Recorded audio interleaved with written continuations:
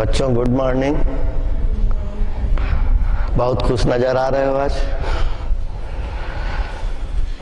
चलिए आज हम नया अध्याय अनुपात और समानुपात के बारे में जानेंगे। और अनुपात और समानुपात में सबसे पहले हम अनुपात के बारे में पढ़ेंगे। अनुपात हम किसे कहते हैं, क्या है, इसकी परिभाषा क्या है, इसकी विशेषताएं क्या है और इनका संयोजन किसे कहते हैं। वास्तव में जो अनुपात है वो दो राशियों की तुलना कहलाती है। उदाहरण के लिए यदि हमारे हाथ में एक डस्टर और एक स्केल हो, दोनों लकड़ी के हैं, या हम यह कह सकते हैं कि दोनों समान जाति के हैं, और इन दोनों लकड़ियों के को यदि हम एक ही आधार टेबल के ऊपर में रखें तो हम क्या पाते हैं कि डस्टर की जो ऊंचाई है वह कम है और स्केल की जो ऊंचाई है ज्यादा है। हम ये बोल सकते हैं कि डस्टर की तुलना में स्केल जो है वो ज्यादा लंबा है, या स्केल की तुलना में डस्टर जो है वो छोटा है। तो स्केल और डस्टर के बीच में आपस का संबंध ही अनुपात कहलाता है। या दूसरे शब्दों में हम ये कह सकते हैं कि यदि हमारे हाथ में दो चाक है, दोनों समान जाति के हैं, आपको दिख ही रहा होगा कि एक चाक ज्यादा लंबा है और दूसरा चाक छोटा है। इन दोनों चाकों के बीच में यदि हम संबंध देखते हैं, यहीं से हम इसको नापने की कोशिश करते हैं, तो 1, 2, 3 और ये लगभग 4 गुना। इस छोटे चाक की तुलना में ये जो बड़ा चाक है ये 4 गुना है। इन दोनों के बीच का संबंध क्या हुआ कि हमारे बाएं हाथ का जो चाक है वो दाहिने हाथ की चाक की तुलना में 4 गुना ज्यादा लंबा है। तो हमको अनुपात क्या बताया? दो सजातीय राशियों में आपस का संबंध। तो दो सजातीय राशियों का आपस में जो संबंध होता है वही संबंध अनुपात कहलाता है। तो इसकी परिभाषा हो जाती है, अनुपात की परिभाषा, दो सजातीय राशियों में वह संबंध जो हमें यह बताता है कि पहली राशि दूसरी राशि के कितनी गुनी है या कितना भाग है। राशियों को अंग्रेजी वर्णमाला के छोटे अक्षरों से प्रदर्शित करते हैं।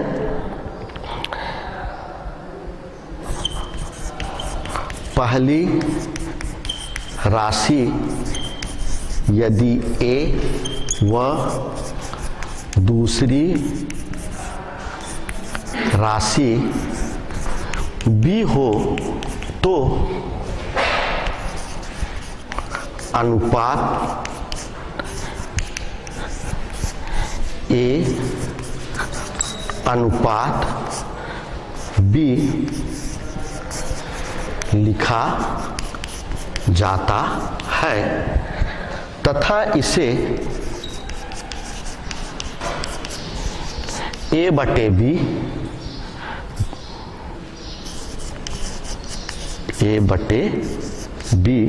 भी लिखते हैं। ये तो हो गई अनुपात की परिभाषा। अब इसका नामकरण करते हैं हम। तो ये जो पहली राशि है A राशि, इस A राशि को पहला पद को हम पूर्व पद कहते हैं, और यह जो बीच का चिन्ह लगा हुआ है यही चिन्ह को हम अनुपात का चिन्ह कहते हैं, अनुपात का चिन्ह कहते हैं। और ये दूसरी राशि भी, जिसे हम उत्तर पद कहते हैं, उत्तर पद। पहली राशि को हम पूर्व पद कहते हैं, यह अनुपात का चिन्ह है, और यह जो दूसरी राशि है, इस दूसरी राशि को हम उत्तर पद कहते हैं। अब अनुपात की परिभाषा हो जाने के पश्चात हम आते हैं इसकी विशेषताओं में, अनुपात की विशेषताएं।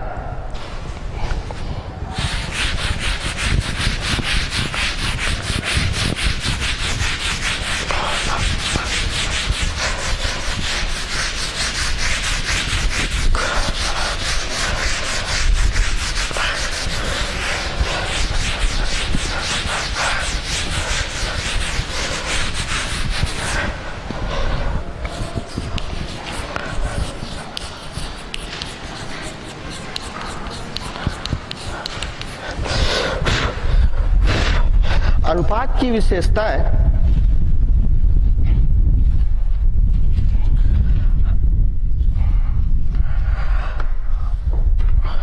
में हमने आपको सबसे पहले बताया अनुपात की विशेषताओं के बारे में कि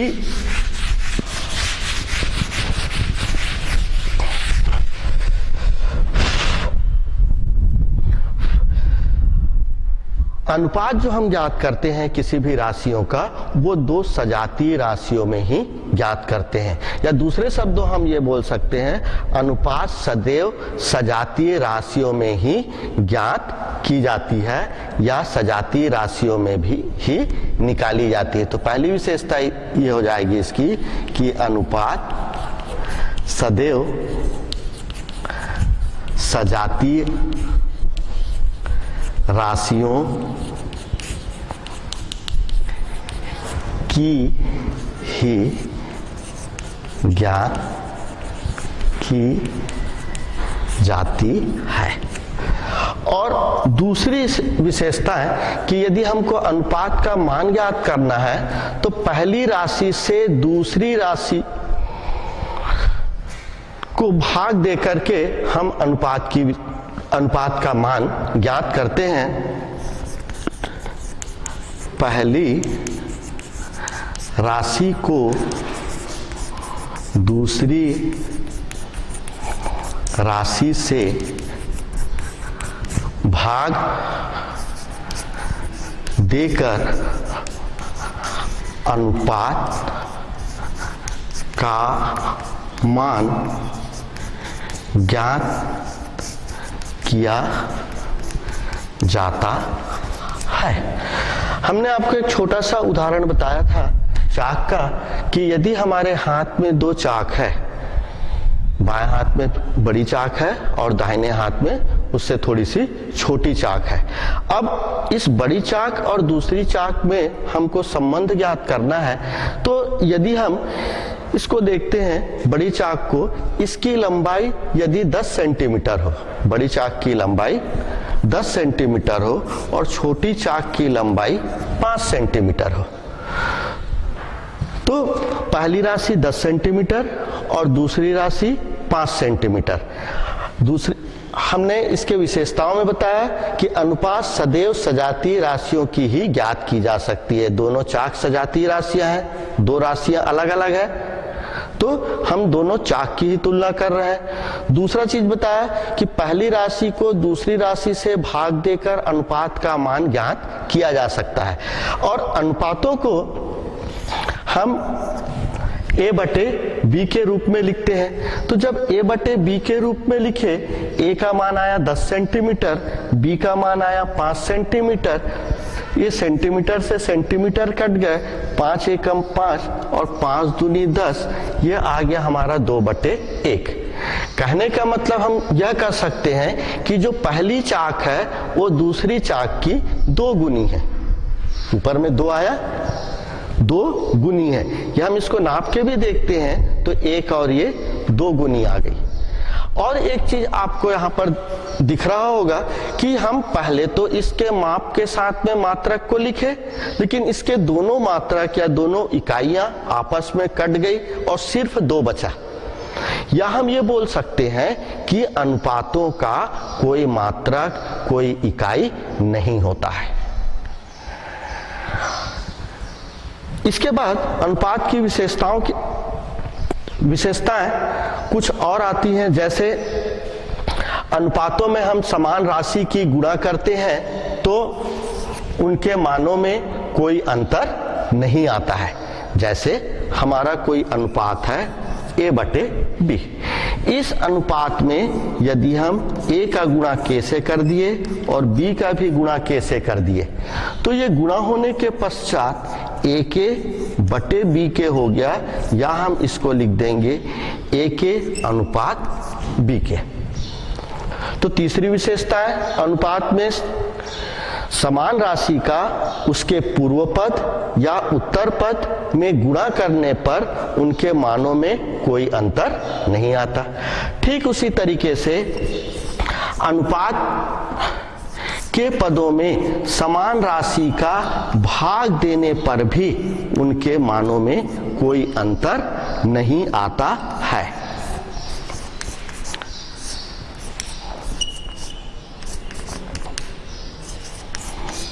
हम इसको इस तरीके से लिख सकते हैं, भाग देने के उपरांत A/K अनुपात B/K।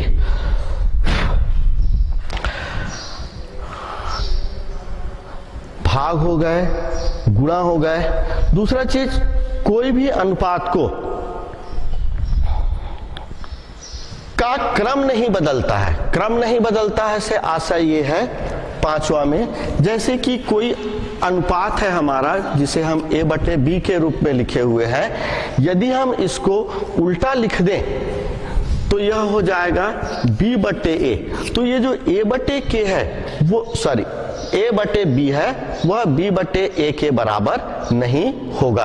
आप उसको उदाहरण से भी समझ सकते हो। पहले जो उदाहरण बताया गया था A/B बराबर 10/5, हम जब इसको कैंसिल किए तो 2/1 आया। जब हम इसको उल्टा करके लिखेंगे तो वो 1/2 हो जाएगा, और 1/2 का मतलब आधा होता है। तो पहला 2 गुना आया था और दूसरी बार में यदि हम उसको B/A के रूप में कर दिए तो वो आधा हो गया। तो वो दोनों समान नहीं होंगे। या हम यह कह सकते हैं कि इसकी महत्वपूर्ण विशेषता कि कोई भी अनुपात का व्युत्क्रम जो है वो अपने पूर्व अनुपात के समान नहीं होता है। नेक्स्ट इसके बाद आता है हमारा अनुपातों का संयोजन।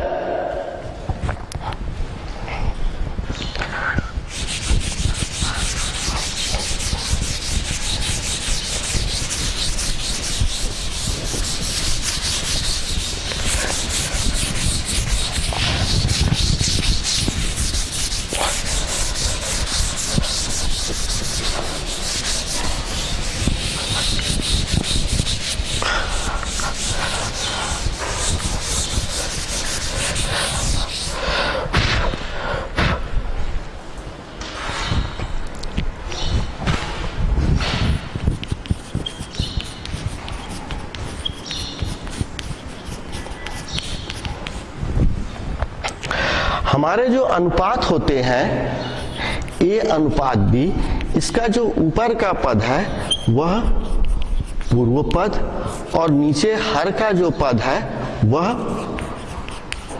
उत्तर पद कहलाता है। अब अनुपातों के संयोजन में सबसे पहला आ जाता है हमारा संयोजित अनुपात।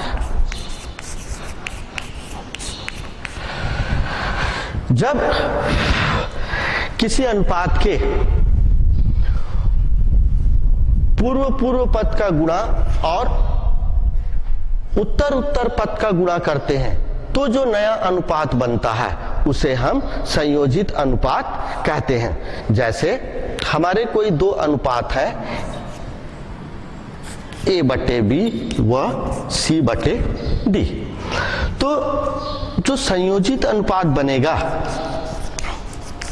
संयोजित अनुपात इन अनुपातों के पूर्व पद का गुणा, पूर्व पद मतलब ऊपर के पद, पहले में ए है और दूसरे में सी है, तो ये AC और नीचे BD, यही अनुपात AC अनुपात BD को हम संयोजित अनुपात कहते हैं। दूसरा संयोजित अनुपात के बाद आता है वर्गानुपात।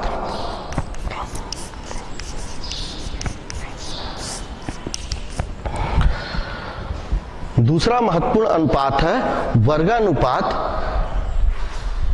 नाम से ही स्पष्ट है कि जब दो समान अनुपातों का आपस में गुणा या दो समान अनुपातों का संयोजित अनुपात वर्गानुपात कहलाता है।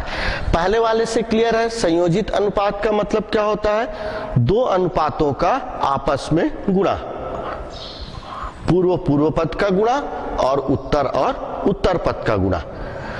ठीक उसी तरीके से वर्गानुपात में दो समान अनुपातों का संयोजित अनुपात। दो समान अनुपात से आशय ये है कि यदि A/B हमारा एक अनुपात है तो दूसरा भी A/B होगा, तभी तो दोनों ये अनुपात समान अनुपात कहलाएंगे।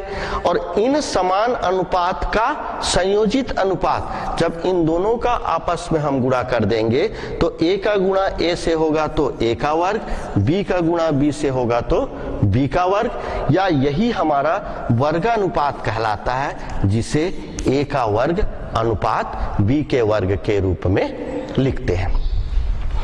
तीसरा नंबर आता है हमारा घनानुपात।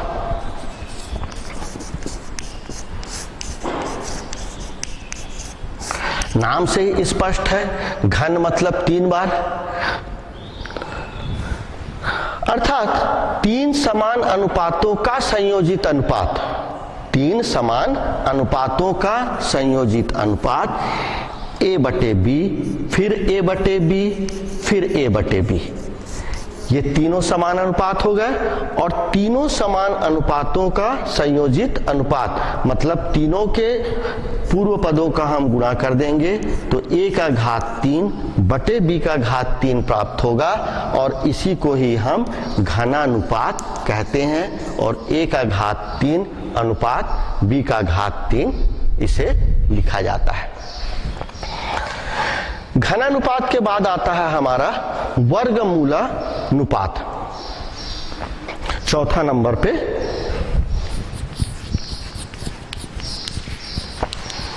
वर्गमूलानुपात। किसी दिए हुए अनुपात का वर्गमूल, किसी दिए हुए अनुपात का वर्गमूल हमारा वर्गमूलानुपात, या इसे हम आधा अनुपात भी बोलचाल की भाषा में कहते हैं। जैसे A/B का वर्गमूलानुपात। अब A/B का वर्गमूलानुपात को हम किस तरीके से लिखेंगे? A का वर्गमूल और यह B का वर्गमूल, या हम इसको A की घात 1/2 और B की घात 1/2, या इसी को हम 1/2 A की घात 1/2 अनुपात B की घात 1/2 लिखते हैं। चूंकि A और B के घातों में आधा लिखा हुआ है, इस कारण इसको बोलचाल की भाषा में आधा अनुपात भी कहते हैं, लेकिन वर्गमूलानुपात शब्दों का ज्यादा उपयोग होता है। नेक्स्ट 5वें नंबर में आता है हमारा घनमूलानुपात। जिस तरीके से हमारा वर्गमूलानुपात होता है, ठीक उसी तरीके से घनमूलानुपात होता है। किसी दिए हुए अनुपात का घनमूलानुपात उनके घनमूल का अनुपात होता है, जिसे हम तिहाई अनुपात भी बोलचाल की भाषा में कहते हैं। यदि हमको A/B का घनमूलानुपात निकालना है तो हम इसको इस तरीके से भी लिख सकते हैं, A का करनी घात 3 बटे B का करनी घात 3 या a का घात 1/3 बटे b का घात 1/3 या a का घात 1/3 अनुपात b का घात 1/3। इस तरीके के अनुपात को हम घनमूलानुपात कहते हैं। नेक्स्ट 6वां नंबर में आता है हमारा प्रतिलोमानुपात।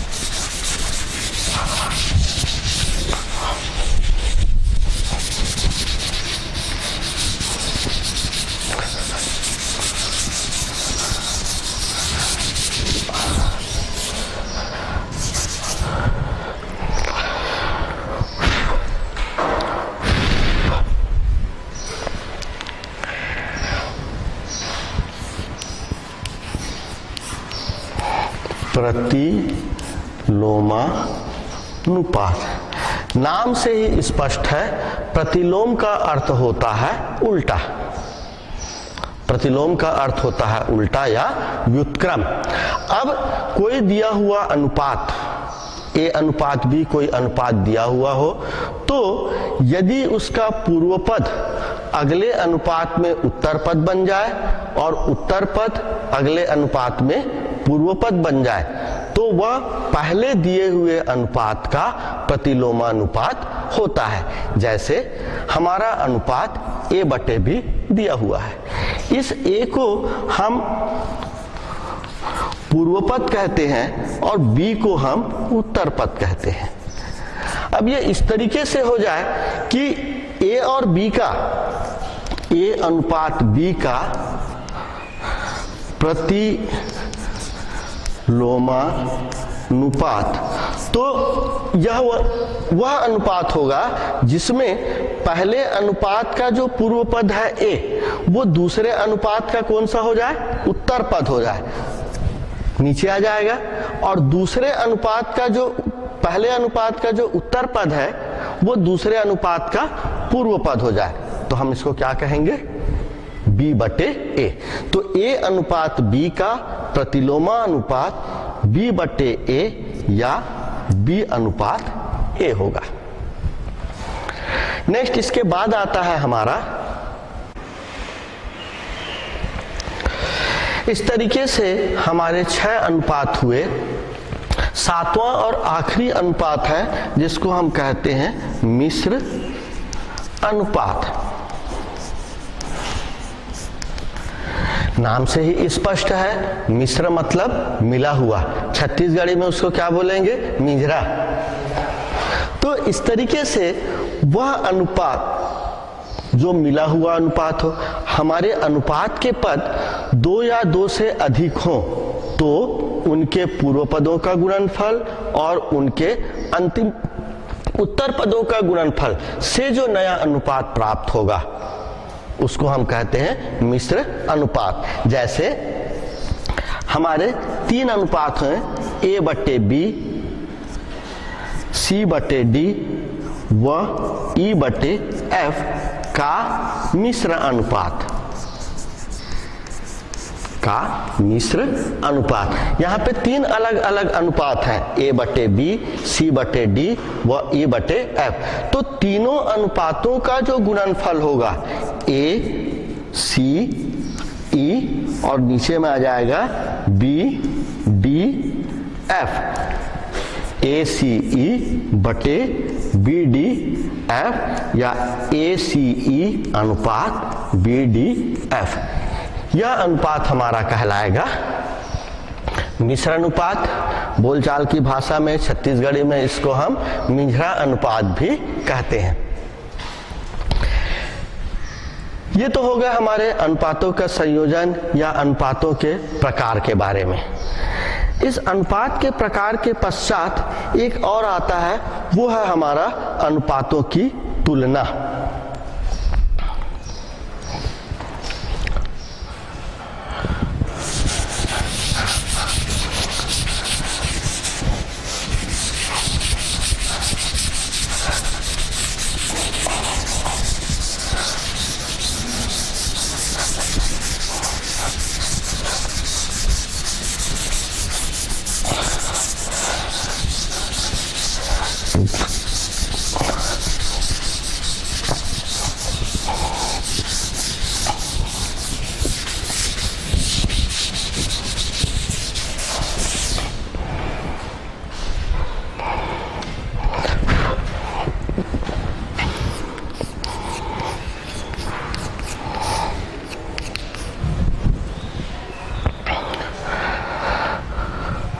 गणित में तुलना करने के लिए हमारे पास में 3 चिन्ह होते हैं।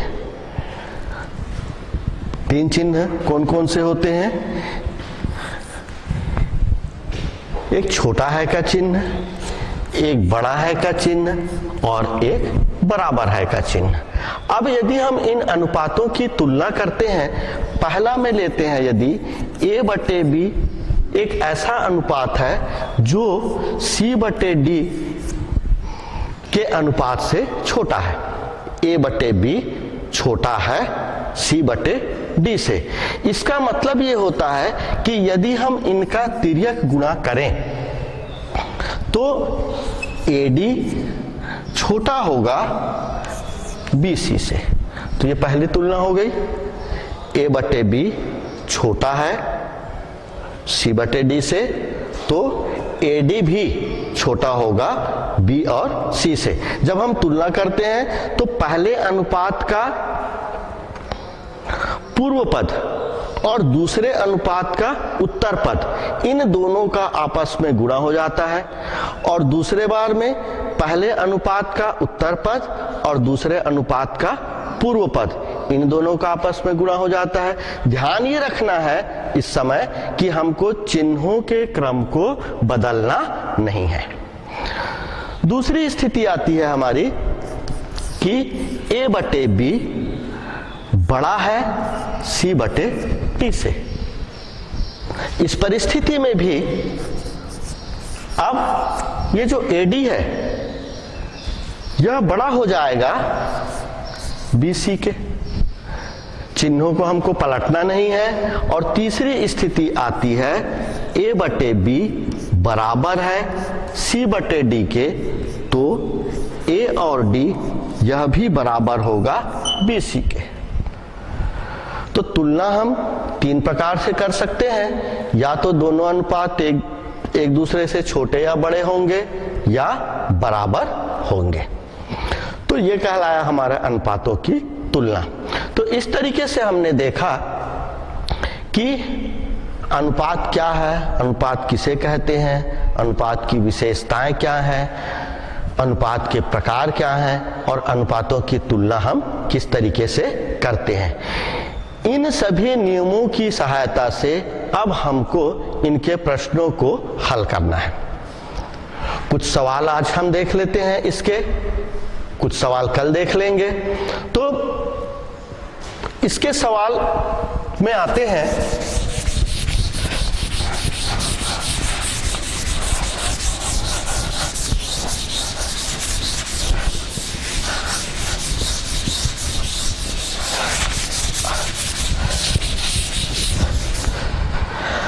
आपके पुस्तक में प्रश्नावली 2.1 में इसके प्रश्न दिए गए हैं।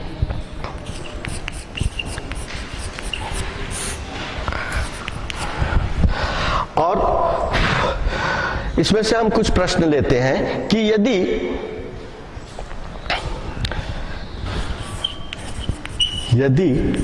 x धन y बटे x ऋण y बराबर 2/3 हो तो x अनुपात y का मान ज्ञात कीजिए। ये एक हमारा प्रश्न है कि यदि x धन y बटे x ऋण y बराबर 2/3 हो तो x अनुपात y का मान ज्ञात कीजिए। अब हम इसको हल करते हैं। हमारा दिया है x धन y बटे x ऋण y बराबर 2/3। अभी जब हम सबसे आखिरी में आपको अनुपातों की तुलना के बारे में बताए थे और उस अनुपातों के तुलना में a बटे b बराबर c बटे d लिए हुए थे, तो उसमें आपने देखा होगा कि a और d का गुणा हुआ था, पहले अनुपात का पूर्व पद और दूसरे अनुपात का उत्तर पद, या इसी को हम बोलचाल की भाषा में पूर्व पद उत्तर पद, पूर्व पद उत्तर पद, इस तरीके से हम इसको अच्छे से याद नहीं रख सकते या हम इसको भूल सकते हैं। तो उन शब्दों का हम उपयोग न करते हुए बोलचाल की भाषा में तिर्यक गुणा करने पर लिख लेते हैं। तो जब हम इसका तिर्यक गुणा करते हैं, तिर्यक गुणा करने पर, तिर्यक गुणा करते हैं तो हम क्या पाते हैं, 3 का गुणा x धन y से हुआ और 2 का गुणा x ऋण y से हुआ। लिखने के पश्चात कोष्टक को खोलते हैं तो 3x धन 3y बराबर 2x ऋण 2y। अब यहाँ पर दो अलग अलग पद हमको दिख रहे हैं, एक x वाले पद दिख रहा है और दूसरे y वाले पद दिख रहे हैं। तो हम x वाले पद को एक ओर ले आते हैं और y वाले पद को दूसरी ओर ले जाते हैं, जिसको गणित की भाषा में पक्षांतर करने पर कहते हैं। तो जो भी हम कार्य करें,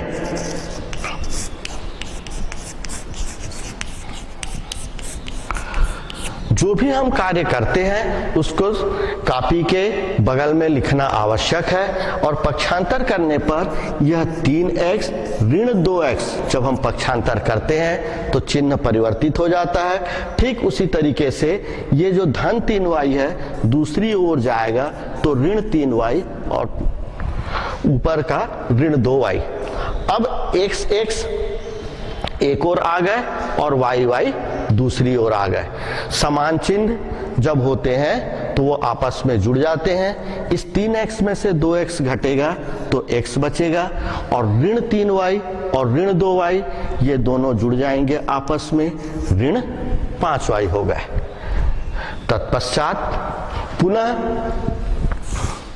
हम x के नीचे y को ले आए तो दूसरी ओर ऋण 5 के नीचे 1 आ जाएगा।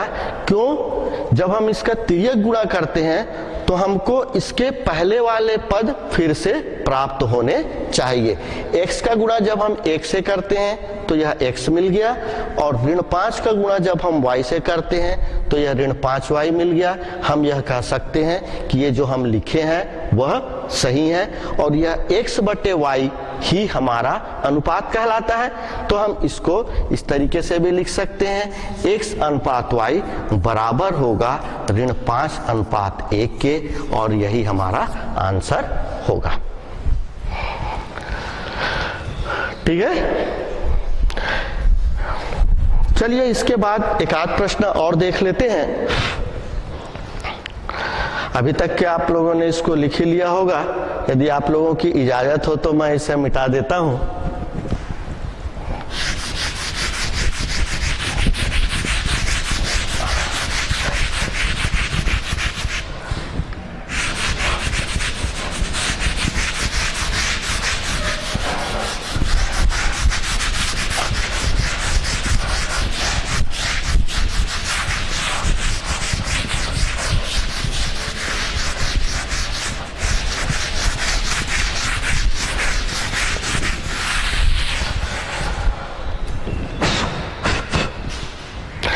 एक आध प्रश्न और देखते हैं। जैसे यदि x अनुपात y बराबर 2 अनुपात 5 हो तो 2x धन 3y बटे 3x धन 2y का मान ज्ञात कीजिए। मान ज्ञात कीजिए पहले से लिखा हुआ था जिसको हमने मिटाया नहीं था। अब ये हमारा अगला प्रश्न है कि यदि x अनुपात y बराबर 2:5 हो तो 2x धन 3y बटे 3x धन 2y का मान ज्ञात कीजिए। अनुपात किसी भी संख्या का छोटा रूप या न्यूनतम रूप को बताता है। हम अनुपात से यह नहीं कह सकते कि वह उसका वास्तविक मान है। ठीक इस तरीके से इसका हम हल देखते हैं।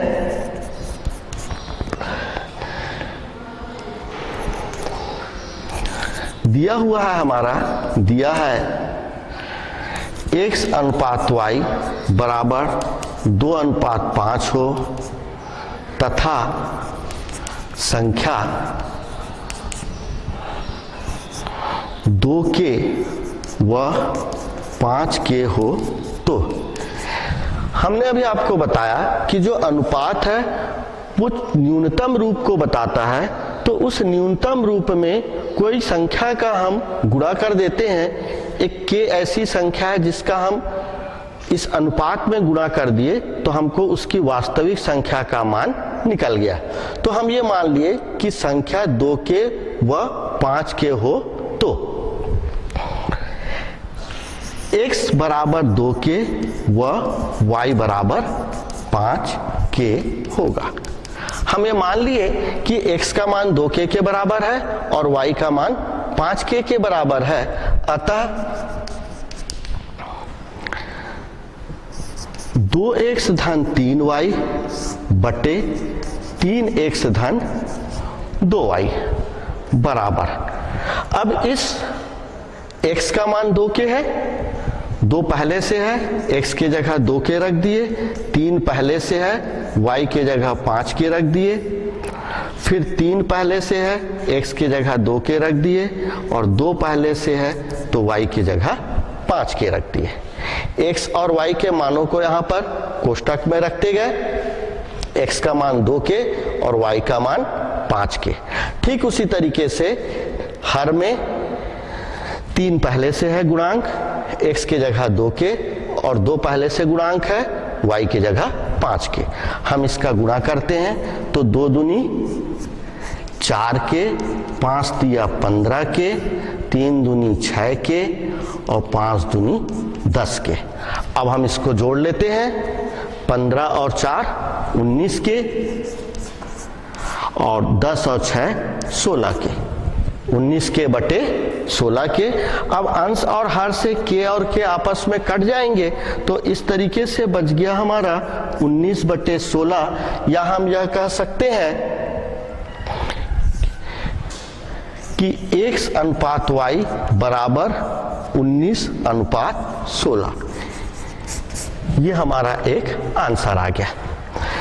इसी प्रश्न को हम दूसरे तरीके से भी हल कर सकते हैं। हमारा बताने का मतलब यह है कि कोई भी शिक्षक के द्वारा बताया गया तरीका ही अंतिम नहीं है। आप उसको अपने तरीके से भी दूसरे तरीके से भी हल कर सकते हो। हम दूसरा तरीका भी आप बताते हैं, आपको फैसला करना है कि आपको कौन सा तरीका अच्छा लग रहा है। कोई तरीके गलत नहीं है। दूसरे तरीके से बनाते हैं, उसी में हम देखते हैं कि हमको जो ज्ञात करना है वो 2x धन 3y बटे 3x धन 2y इसका मान ज्ञात करना है। हम क्या करते हैं कि अंश में से और हर में से दोनों से y को उभयनिष्ठ निकाल लेते हैं। जब हम यहां से y को कॉमन या उभयनिष्ठ निकालते हैं, यहां पर 2x है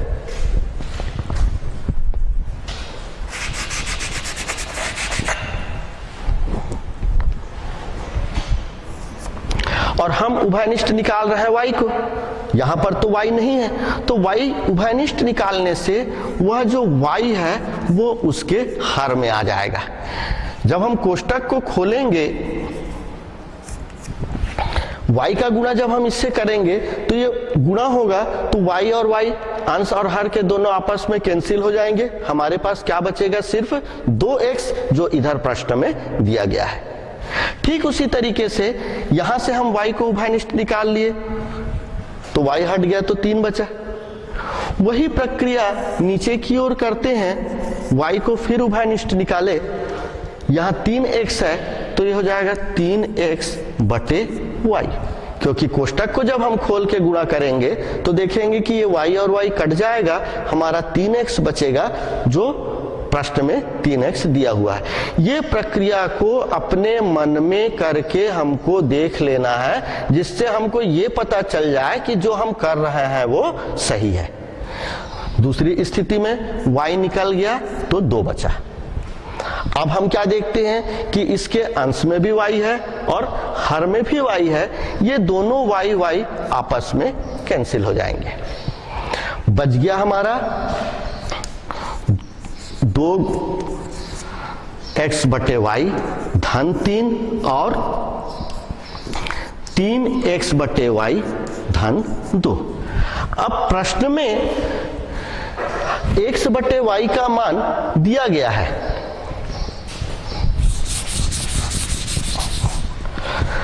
प्रश्न में x अनुपात y का जो मान है ये 2:5 हमारा दिया ही हुआ है, तो हम इस x बटे y के जगह में 2/5 को लिख देते हैं। यहां पर लिख दे रहे हैं हम 2 और ये 2/5 धन 3 पूरा का बटे 3 और 2/5 धन 2। अब इसको हम हल कर लेते हैं। 2 दूनी 4 और इसका लघुत्तम निकाल लेंगे तो 5 आ जाएगा, तो 4 और ये 5 दिया 15/5, और नीचे वाले का हम लघुत्तम निकाल लिए तो 3 दूनी 6 और 5 दूनी 10/5। इसका गुणा हो गया, लघुत्तम निकाले तो 5 आ गया, 3 दूनी 6, 5 का गुणा 2 से हुआ तो 5 दूनी 10। इसको हम हल करते हैं तो 15 और 4 19/5 पूरा का बटे 10 6 16/5। अब 19/5 को हम 16/5 से भाग दे रहे हैं, तो 19/5 को जब हम 16/5 से भाग देंगे तो 19/5 गुणित 5/16, ये 5 और 5 आपस में कैंसिल हो गए, हमारा बच गया 19/16 या 19:16, और यही हमारा उसका मान है। पहले तरीके में भी आप देखो कि उसका मान 19/16 निकला हुआ था, दूसरे तरीके से भी उसका मान 19/16 ही निकला है, मतलब हमारा दोनों तरीका सही है। इसके कुछ सवालों को आप लोग बनाएंगे, कल हम इससे संबंधित और कुछ 1-2 प्रश्न बताएंगे। तब तक के लिए इजाजत दीजिए, धन्यवाद।